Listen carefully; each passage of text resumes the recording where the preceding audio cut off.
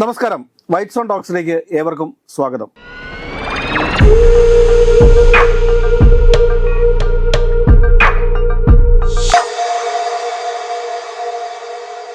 സാറേ നമസ്കാരം. സാറേ, ഇന്ന് മരമുറിക്കൽ വിവാദമാണ് കത്തി നിൽക്കുന്നത്.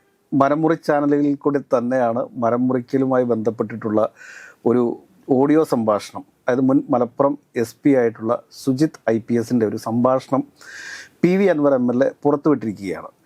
അതിനുശേഷം അതേ തുടർന്ന് അദ്ദേഹം SP ഓഫീസിലെത്തുകയും ആ കോമ്പൗണ്ടിൽ കയറാൻ ശ്രമിക്കുകയും അവിടെ കുറേയധികം ഈ തുണ്ടു പേപ്പറിൽ എഴുതി വെച്ചിരിക്കുന്ന കുറേ ആരോപണങ്ങളുണ്ട്. അതിൽ സത്യം പറഞ്ഞാൽ ഈ ഒരു ഡിസ്കഷൻ്റെ പ്രസക്തിയും അവിടെയാണ് എന്നെനിക്ക് തോന്നുന്നു. പ്രിയ നമ്മുടെ ADGP MR അജിത് കുമാർ IPSനെതിരെ ഒരു ഗുരുതര ആരോപണമാണ് PV അൻവർ ഉന്നയിച്ചിരിക്കുന്നത്. കാരണം അദ്ദേഹം മറുനാടൻ മലയാളിയുടെ ഷാജൻസ്കരയിൽ നിന്ന് 2 കോടി രൂപ കൈക്കൂലി കൈപ്പറ്റി എന്നുള്ളതാണ് ഈ PV അൻവർ ഉന്നയിച്ചിരിക്കുന്ന ഒരു ആരോപണം എന്ന് പറയുന്നത്. ADGP MR അജിത് കുമാറിനെ സംബന്ധിച്ചിട്ട് ഒരു അഴിമതിക്കാരനല്ല എന്നുള്ള ഒരു കാര്യം കേരളത്തിലെ മുഴുവൻ ആളുകൾക്കും അറിയാവുന്ന ഒരു കാര്യമാണ്. അതിനൊക്കെ അപ്പുറത്തേക്ക് വയനാട് ദുരന്തം ഉണ്ടാകുന്ന സമയത്ത് ഏകദേശം 10 ദിവസത്തോളം അദ്ദേഹം ആ ദുരന്ത ഭൂമിയിൽ നിന്ന് വയനാടിനെ രക്ഷിക്കാൻ, വയനാടിനെ പുനരുദ്ധരിക്കുവാൻ വേണ്ടിയിട്ട് കഷ്ടപ്പെട്ട കർമ്മനിരതനായ ഒരു ഉദ്യോഗസ്ഥനാണ്. അപ്പോൾ അത്രയും കർമ്മനിരതനായ ഒരു ഉദ്യോഗസ്ഥനെതിരെ അദ്ദേഹത്തിൻ്റെ കുറവുകളും കുറ്റങ്ങളും ഒക്കെ ഉണ്ടെങ്കിൽ അദ്ദേഹത്തെ വിമർശിക്കാം. പക്ഷെ അതിനൊക്കെ അപ്പുറത്തേക്ക് വന്നുകൊണ്ട് സത്യസന്ധനായ ഒരു ഉദ്യോഗസ്ഥനെ, അതല്ലെങ്കിൽ ജനങ്ങൾക്ക് വേണ്ടി പ്രവർത്തിച്ചിട്ട് തിരിച്ച് ഇപ്പോൾ ADGP എനിക്ക് 3-4 ദിവസമായുള്ളൂ അദ്ദേഹം വയനാട്ടിൽ നിന്ന് തിരിച്ച് തിരുവനന്തപുരത്ത് എത്തിയിട്ടുള്ളൂ എന്നെനിക്ക് തോന്നുന്നു. അപ്പോൾ അങ്ങനെയുള്ള ഒരു പോലീസ് ഉദ്യോഗസ്ഥനെതിരെ ഒരു വ്യാജ ആരോപണം ഉന്നയിക്കുക എന്ന് പറഞ്ഞു കഴിഞ്ഞാൽ അത് PV അൻവറിനെ പോലെയുള്ള ഒരാൾ. ആരാണ് PV അൻവർ എന്നുള്ളത് കേരള സമൂഹത്തിന് മുഴുവൻ അറിയാവുന്ന ഒരു കാര്യമാണ്. അങ്ങനെ അടിസ്ഥാനരഹിതമായ ആരോപണങ്ങളൊക്കെ ഉന്നയിച്ചിട്ട് ഈ PV അൻവറിന് വെറുതെ ഇങ്ങനെ ഈ നാട്ടിൽ വിലസി നടക്കാൻ വേണ്ടിയിട്ട് സാധിക്കുമോ? അല്ല, നമ്മൾ ഇതിൽ കാണേണ്ടത് ഇപ്പോൾ PV അൻവറിനെ കുറിച്ച് പറയുകയാണെങ്കിൽ ഇപ്പോൾ അദ്ദേഹം 2ാം തവണയാണ് നിലമ്പൂരിൽ MLA തിരഞ്ഞെടുക്കപ്പെടുന്നത്. LDF പലതരത്തിൽ പല സ്ഥലങ്ങളിലും സീറ്റ് പിടിച്ചെടുക്കുന്നതിന് വേണ്ടിയിട്ട് ഇത്തരത്തിലുള്ള പണ്ട് UDFൻ്റെ കൂടെ ഉണ്ടായിരുന്നു. അദ്ദേഹം നമുക്കറിയാം, അദ്ദേഹത്തിൻ്റെ കോൺഗ്രസ് നേതാവായിരുന്നു. അദ്ദേഹത്തിൻ്റെ പിതാവും കോൺഗ്രസിൻ്റെ വലിയ നേതാവൊക്കെ ആയിരുന്നു. ആര്യാടൻ മുഹമ്മദിനെതിരെ പടനയിച്ച ആളുകളിൽ ഒരാളാണ് ഈ PV അൻവർ. പിന്നീട് ആര്യാടൻ്റെ മകൻ ആര്യാടൻ ഷൗക്കത്ത് നിലമ്പൂരിൽ മത്സരിക്കുന്ന സമയത്താണ് ആദ്യമായിട്ട് PV അൻവർ വിമത സ്ഥാനാർത്ഥിയായി വരുന്നതും LDF അദ്ദേഹത്തിന് പിന്തുണ കൊടുക്കുന്നതും. ഇപ്പോൾ ദീർഘകാലമായി ഒരിക്കൽ പോലും അവിടെ ആധിപത്യം നേടാൻ കഴിയാത്ത ഒരു മണ്ഡലങ്ങളിലൊന്നാണ് നിലമ്പൂർ. നമുക്കറിയാം, കോൺഗ്രസിൻ്റെ കുത്തക മണ്ഡലങ്ങളിലൊന്നായിരുന്നു. ഈ കുത്തക മണ്ഡലത്തിൽ വിള്ളൽ വീഴ്ത്താൻ വേണ്ടിയിട്ട് CPMനെ സഹായിച്ചു. മാത്രമല്ല CPM ഒരു കാലത്തും കടന്നു കയറാൻ പറ്റാത്ത സ്ഥലങ്ങളിലേക്ക് ഈ PV അൻവറിൻ്റെ സാമ്പത്തിക ശക്തി ഒന്നുകൊണ്ട് മാത്രം അവിടെ വിജയിക്കാനായി എന്നുള്ളതാണ്. ഇപ്പം നമുക്കറിയാം, പൊന്നാനിയിൽ പാർലമെൻറ്റ് ഇലക്ഷൻ നടക്കുന്ന സമയത്ത് കഴിഞ്ഞ കഴിഞ്ഞല്ല അതിന് മുമ്പത്തെ ടേമിൽ CPMന് യാതൊരു തരത്തിലും മറ്റൊരു സ്ഥാനാർത്ഥിയെ ആലോചിക്കാൻ പോലും പറ്റാത്ത സാഹചര്യത്തിലേക്ക് PV അൻവർ ഈ ഇടതുപക്ഷത്തിൻ്റെ സ്വന്തം ആളായി മാറുകയൊക്കെ ചെയ്ത് ചേർത്തുണ്ടായിരുന്നു. പക്ഷേ 1ാം പിണറായി സർക്കാരിൻ്റെ കാലത്തുണ്ടായ പോലെയല്ല 2ാം പിണറായി സർക്കാരിൻ്റെ കാലത്ത് PV അൻവറിൻ്റെ ഇടപെടൽ നമുക്കറിയാം. CPMന് പോലും പറ്റാത്ത രീതിയിൽ ആഭ്യന്തര വകുപ്പിൽ CPMൻ്റെ പല നേതാക്കന്മാർക്ക് ഇടപെടാൻ പറ്റാത്ത രീതിയിൽ ആഭ്യന്തര വകുപ്പിൽ, പോലീസ് വകുപ്പിൽ ഭയങ്കരമായ ഇടപെടൽ നടത്തുകയും യഥാർത്ഥത്തിൽ ആഭ്യന്തര വകുപ്പ് മന്ത്രിയാണ് എന്ന് സൂപ്പർ ആഭ്യന്തര വകുപ്പ് മന്ത്രിയെ പോലെ പെരുമാറുകയൊക്കെ ചെയ്ത MLA ആണ് PV അൻവർ. PV അൻവറുമായി ബന്ധപ്പെട്ട് നിരവധിയായ ആരോപണങ്ങൾ കേരളത്തിലുണ്ടായിട്ടുണ്ട്. അദ്ദേഹത്തിൻ്റെ ഈ കക്കാടംപൊയിലുള്ള അനധികൃതമായി ഉണ്ടാക്കിയ പാർക്ക്, അതുമായി ബന്ധപ്പെട്ടുണ്ടായ കുറേ വിവാദങ്ങൾ, പിന്നെ ഭൂമി കയ്യേറ്റം, സർക്കാർ ഭൂമി കൈവച്ചിരിക്കുന്നു എന്ന് പറഞ്ഞത് ഹൈക്കോടതി പലതവണ അദ്ദേഹത്തോട് അദ്ദേഹം കയ്യേറിയിരിക്കുന്ന ഭൂമി പിടിച്ചെടുക്കാൻ വേണ്ടി സർക്കാരിന് ആവശ്യപ്പെട്ടെങ്കിൽ പോലും അതിപ്പോഴും പറ്റാത്തൊരു സാഹചര്യം ഉണ്ടായത്. അങ്ങനെ തുടങ്ങി അവസാന ഘട്ടത്തിലാകുമ്പോഴേക്ക് അദ്ദേഹം ആഫ്രിക്കൻ രാജ്യങ്ങളിലേക്ക് സ്വർണ്ണഖനിയുമായി പോയത്. വലിയ രീതിയിൽ വിവാദങ്ങളോട് വിവാദങ്ങൾ ഉണ്ടായ, അല്ലെങ്കിൽ വിവാദങ്ങൾ തുടരാതെ തന്നെ പിന്തുടർന്നുകൊണ്ടിരിക്കുന്ന ഒരു MLA ആണ് യഥാർത്ഥത്തിൽ PV അൻവർ. കൊല്ലത്ത് CPMന് പറ്റിയ അതിനേക്കാൾ വലിയ അബദ്ധമാണ് യഥാർത്ഥത്തിൽ നിലമ്പൂരിൽ CPMന് സംഭവിച്ചതെന്നുള്ളത് നമ്മളിൽ കാണേണ്ടതുണ്ട്. അപ്പം CPMന് വലിയ ബാധ്യതയായി മാറിക്കൊണ്ടിരിക്കുകയാണ് PV അൻവർ എന്നുള്ള കാര്യത്തിൽ യാതൊരു സംശയവുമില്ല. ഇപ്പം കഴിഞ്ഞ ദിവസം ഈ പോലീസ് അസോസിയേഷൻ്റെ സമ്മേളനത്തിൽ ചെന്ന് SP-ക്കെതിരെ വളരെ മോശമായ രീതിയിൽ പ്രസംഗം നടത്തുകയും ഒക്കെ ചെയ്ത സംഭവങ്ങൾ യഥാർത്ഥത്തിൽ മുഖ്യമന്ത്രിക്കും ആഭ്യന്തര വകുപ്പിനും അതുപോലെ തന്നെ മലപ്പുറത്തെ CPM-നും വലിയ നാണക്കേടൊക്കെയുള്ള സംഭവമായിരുന്നു. ഇത് വേറെ ഒരു വലിയൊരു വസ്തുത എന്താണെന്ന് ചോദിച്ചാൽ, ഇന്ന് അദ്ദേഹം SP-യുടെ വസതിയിലെത്തുന്നു. അവിടെ മരം മുറിച്ചു അനധികൃതമായി മരം വെട്ടി എന്ന് ആരോപിച്ചാണ് ചോദ്യം ഇതാണ് സാർ. കാരണം എന്താ വെച്ചാൽ SP-യുടെ റെസിഡൻസിലെത്തി അവിടുത്തെ കോമ്പൗണ്ട് പരിശോധിക്കാനായിട്ട് MLA-ക്ക് എന്ത് അധികാരം? മാത്രമല്ല, അദ്ദേഹത്തിന്റെ പരിധിയിൽ വരുന്ന സ്ഥലമല്ല. അദ്ദേഹം നിലമ്പൂർ MLA ആണ്. മലപ്പുറത്തെ SP ഓഫീസ് നിലനിൽക്കുന്ന സ്ഥലത്തെ പിന്നെ ഒരിക്കലും MLA അല്ല, ജനപ്രതിനിധിയൊന്നുമല്ല. മാത്രമല്ല, ഒരു ജനപ്രതിനിധി എന്ന് പറയുമ്പോൾ തന്നെ ഈ ചില ഘട്ടങ്ങളിലൊന്നും ചില സ്ഥലങ്ങളിലൊന്നും അങ്ങനെ വലിയ അവകാശങ്ങളൊന്നും ഉള്ള ആളല്ല ജനപ്രതിനിധി നമ്മളിൽ മനസ്സിലാക്കാണ്ട്. പക്ഷേ ഇതെന്ത് സംഭവിക്കുന്ന പറഞ്ഞാൽ മലപ്പുറം SP, അതായത് മുൻ SP ആയാലും ശരി, ഇപ്പം നിലനിൽക്കുന്ന SP ആയാലും ശരി, ഇദ്ദേഹത്തിനുള്ള അവരോടുള്ള ചെറിയ വിദ്വേഷം എന്ന് പറയുന്നത് നേരത്തെ സിബി പറഞ്ഞത് തന്നെയാണ്.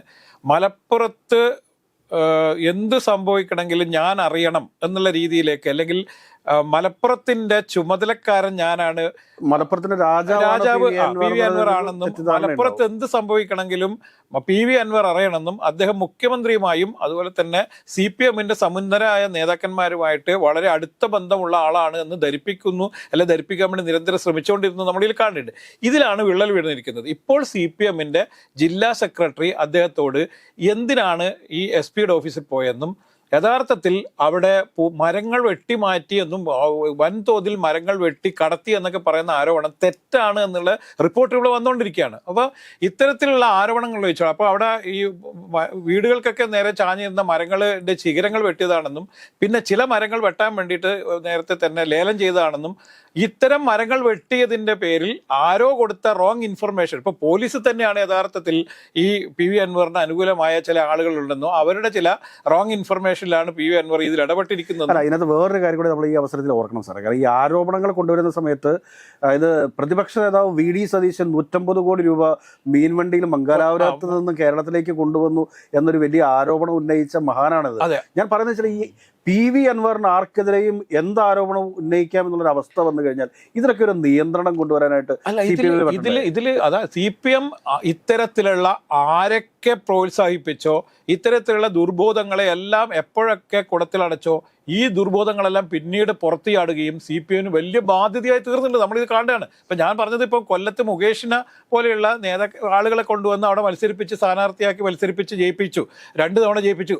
അതേപോലെ തന്നെയാണ് ഈ PV അൻവറിന്റെ കാര്യത്തിൽ CPM-ന് നേരിടാൻ പോകുന്നത്. CPM-ന് വലിയ ബാധ്യതയായി ഓൾറെഡി മാറിക്കഴിഞ്ഞിട്ടുണ്ട്. ഇതിൽ വേറൊരു കാര്യം കൂടി പറയണ്ട. അതായത് 2ാം പിണറായി സർക്കാരിന്റെ കാലത്ത് മന്ത്രിയാവും എന്ന് ഏറെക്കുറെ പ്രതീക്ഷിച്ചിരുന്ന ഒരു MLA ആയിരുന്നു PV അൻവർ. പക്ഷേ നിർഭാഗ്യവശാൽ മലപ്പുറത്തുനിന്ന് വന്നത് മറ്റേ അബ്ദുറഹിമാനാണ്. അബ്ദുറഹിമാൻ വന്നതോടുകൂടി മലപ്പുറത്തുനിന്ന് മറ്റൊരു മന്ത്രിക്ക് ചാൻസ് ഇല്ലാതായി തീർന്നു എന്നുള്ളതാണ്. ഈ PV അൻവർ ആദ്യഘട്ടത്തിൽ കക്കാടംപൊയിലുള്ള ഈ പാർക്ക് നിർമ്മാണവുമായി ബന്ധപ്പെട്ടുണ്ടായ വലിയ വിവാദങ്ങളിൽ പെട്ടില്ലായിരുന്നെങ്കിൽ ഒരുപക്ഷെ അദ്ദേഹം മന്ത്രിയായ സെക്കൻഡ് ടൈമിൽ. പക്ഷേ മന്ത്രിയാവുന്നതിനെ കുറിച്ച് കേരളത്തിൽ ചിന്തിക്കാൻ കേരളത്തിനെ സംബന്ധിച്ചോളം ചിന്തിക്കാൻ പറ്റണം. കാരണം കേരളത്തിലെ മൊത്തം മന്ത്രിമാരുടെ ഒരു ബാക്ക്ഗ്രൗണ്ട് ഒക്കെ എടുത്തു നോക്കി ഏറെക്കുറെ PV അൻവർമാർ തന്നെയാണ് ഉള്ളത് എന്നുള്ള നമ്മളിൽ കാണുന്നുണ്ട്. അപ്പോൾ ഇതിൽ PV അൻവർ ഇപ്പോൾ കഴിഞ്ഞ പ്രാവശ്യം KT ജലീൽ മന്ത്രിയായിട്ടുണ്ട്. KT ജലീലിന് യഥാർത്ഥത്തിൽ മന്ത്രിയായി ഇരിക്കാനുള്ള എന്തായിരുന്നു യോഗ്യത? ഒന്നുമില്ല. അപ്പോൾ CPM-ന് എല്ലാ കാലത്തും ഇത്തരത്തിലുള്ള ചില അത്ഭുതങ്ങൾ കാണിക്കാറുണ്ട്. ആ അത്ഭുതങ്ങളിൽ ഒന്നാണ് ഈ PV അൻവർ. പക്ഷെ PV അൻവറിന് ആകെ ഉണ്ടായിരുന്ന പ്രതീക്ഷ മന്ത്രിസഭയിൽ ഉൾപ്പെടുത്തുമെന്ന് പ്രതീക്ഷിച്ചു, ഉണ്ടായില്ല.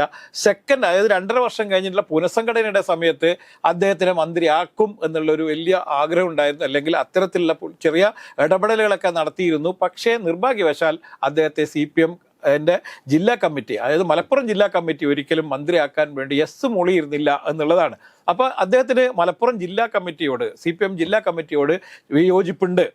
ഇപ്പോൾ നിലവിൽ അദ്ദേഹത്തിന് മൊത്തത്തിൽ ഈ LDF-നോട് തന്നെ ചില വിയോജിപ്പുകൾ ഉണ്ട് എന്നുള്ളതാണ് പുറത്തു വരുന്ന വാർത്തകൾ. അതായത് നിലമ്പൂർ കാടുകളും അതിലെ മരങ്ങളും അതിലെ വന്യമൃഗങ്ങളും ഒക്കെ അൻവറിന് സ്വന്തമാണ് എന്ന് അൻവർ തെറ്റിദ്ധരിച്ചിട്ടുണ്ടാവും. കാരണം അൻവർ പറയുന്നത് അൻവറിന്റെ റിസോർട്ടിൽ നിന്ന് കാണാതെ പോയിട്ടുള്ള ഒരു ചെങ്ങല അത് കണ്ടുപിടിച്ച് കിൻഡൽ കണക്കിന് റോപ്പ് അത് കണ്ടുപിടിച്ചു കൊടുക്കാൻ വേണ്ടിയിട്ട് ഇതുവരെ പോലീസ് ഓഫീസർമാർ തയ്യാറായില്ല എന്നുള്ളതാണ് പോലീസ് ഓഫീസർമാർക്കെതിരെ ഇദ്ദേഹം നിരന്തരമായ ആരോപണം ഉന്നയിക്കുന്നത്. പിന്നെ നേരത്തെ തുടക്കത്തിൽ പറഞ്ഞൊരു സംഭവം ഉണ്ടായി. മറുനാടൻ മലയാളി ഷാജന നിലമ്പൂരിൽ വെച്ച് പൂട്ടുക എന്നുള്ളത്, നിലമ്പൂരിൽ വെച്ച് പൂട്ടും എന്ന് ഈ PV അൻവർ വെല്ലുവിളി നടത്തിയിട്ടുണ്ടായിരുന്നു. കാരണം അദ്ദേഹം അങ്ങനെയാണല്ലോ, അദ്ദേഹത്തിന് എതിരായി ആരെങ്കിലും എന്തെങ്കിലും അഭിപ്രായം പറഞ്ഞാൽ അവരെ പൂട്ടുക എന്നുള്ളത് തന്നെയാണ് ഈ ഇദ്ദേഹത്തിന്റെ പ്രഖ്യാപന ലക്ഷ്യം. അതിനു വേണ്ടിയിട്ട് ആഭ്യന്തര വകുപ്പിനെ അദ്ദേഹം കാലാകാലമായി ഉപയോഗിച്ചുകൊണ്ടിരുന്നു. ഇപ്പം MR അജിത് കുമാറിനെതിരെ അദ്ദേഹം ആരോപണം ഉന്നയിക്കുന്നത് ഈ ഷാജനെ അവിടെ വെച്ച് പൂട്ടും എന്നുള്ളത് ഇദ്ദേഹം പ്രഖ്യാപിച്ചുകയും അത് നടന്നില്ല എന്നുള്ളതാണ് വിഷയം. അപ്പൊ അവിടെ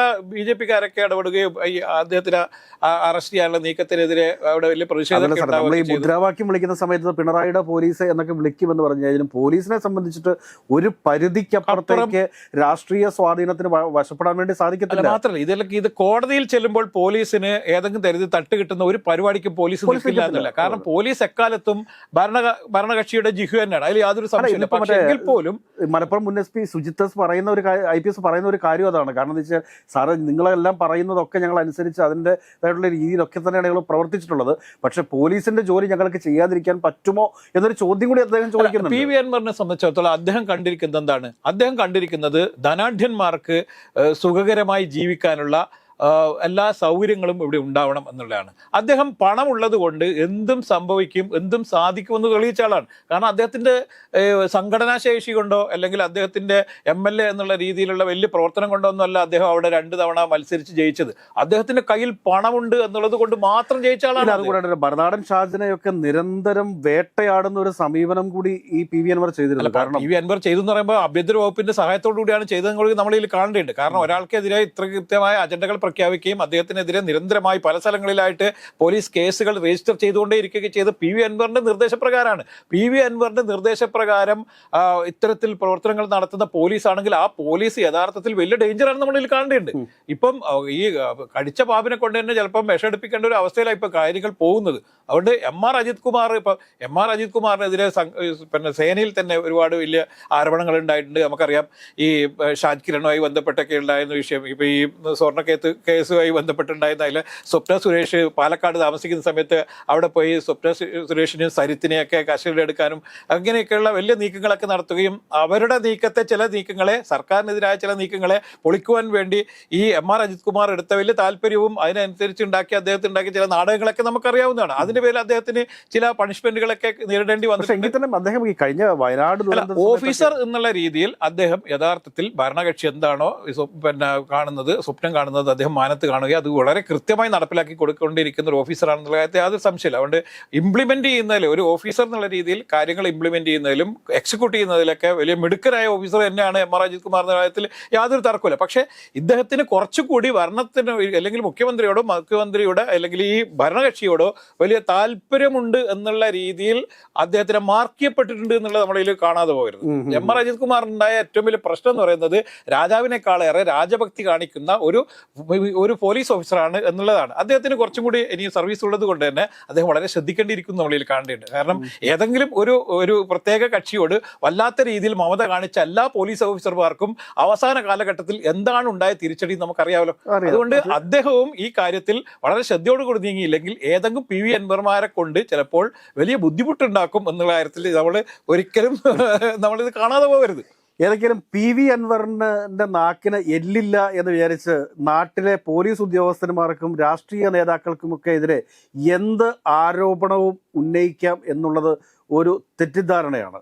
അദ്ദേഹത്തിനെതിരെയും നടപടികൾ സ്വീകരിക്കുവാൻ സംസ്ഥാന പോലീസും സംസ്ഥാന സർക്കാരും തയ്യാറാവണം. പ്രത്യേകിച്ച് CPM തങ്ങളുടെ ഒരു MLA നിലയ്ക്ക് നിർത്തണം എന്ന് മാത്രം പറഞ്ഞുകൊണ്ട് നിർത്തട്ടെ. നന്ദി, നമസ്കാരം.